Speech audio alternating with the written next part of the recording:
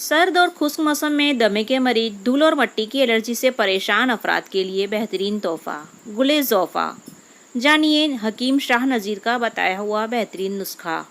अक्सर अफराद मौसम सरमा और खुश्क मौसम के आते ही धूल मट्टी वाली हवा की वजह से परेशान नज़र आते हैं।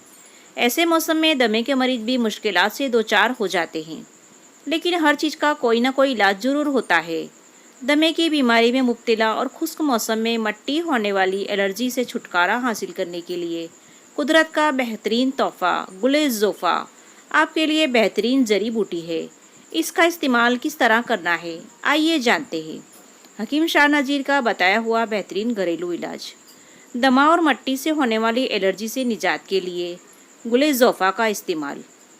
रोज़ाना सुबह और शाम में 2 मरतबा 1.5 कप पानी में 1 खाने का चम्मच गुले ज़ोफ़ा शामिल करें। इस पानी को इतना पकाएं कि ये 1 कप रह जाए।